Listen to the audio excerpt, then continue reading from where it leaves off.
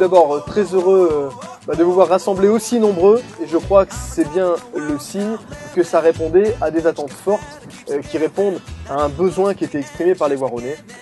Alors vous savez qu'on a une ville qui est marquée par sa particularité d'être une ville très commerçante, hein. On a 500 commerces pour une ville de 20 000 habitants, c'est un ratio qui est exceptionnel. Ce terrain sur lequel nous nous trouvons était l'un des rares, pour ne pas dire le seul, qui soit en capacité d'accueillir rapidement, à proximité du centre-ville, du stationnement en grand nombre.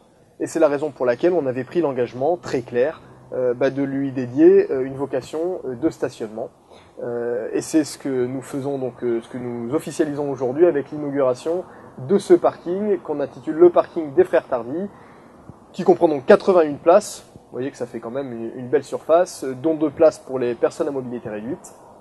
Alors, c'est un grand plaisir pour nous. C'est un parking, je disais tout à l'heure, qui a vocation à répondre à un usage spécifique, qui est celui des gens qui se rendent à Voiron pour consommer, pour se rendre auprès des commerces ou pour avoir accès en centre-ville à des services, par exemple de santé, médicaux, ou pour les gens qui tout simplement ont envie de se promener en centre-ville. C'est la raison pour laquelle on ne s'est pas contenté d'ouvrir cet espace au stationnement sans prévoir de lui donner la vocation qui réponde à cet objectif au travers d'une tarification qui est adaptée.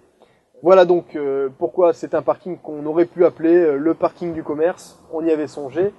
Et puis on s'est dit qu'on était quand même sur l'avenue des Frères Tardy, que les Frères Tardy, pour ceux qui connaissent l'histoire, ce sont 2 illustres Voironnais qui ont fait la fierté de la ville, qui étaient des résistants, qui ont protégé des Juifs et des résistants pendant la guerre, dans l'hôtel que détenaient leurs parents, qui était pas très loin, qui était rue Adolphe Perronnet. Ils ont tous les deux été capturés par les Allemands, sans doute sur la base d'une dénonciation. Ils ont été déportés.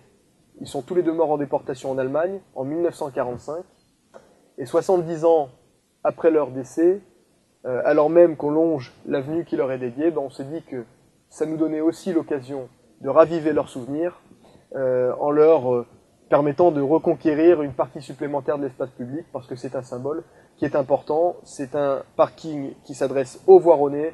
Il est donc aussi important qu'on puisse le raccrocher à l'histoire de Voiron, que ce soit un symbole le plus fédérateur possible.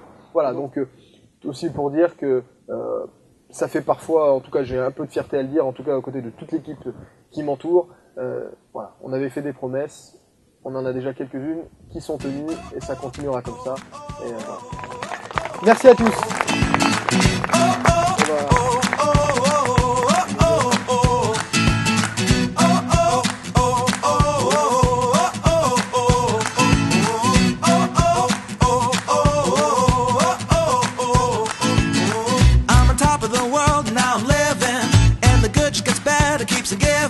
Not even close to the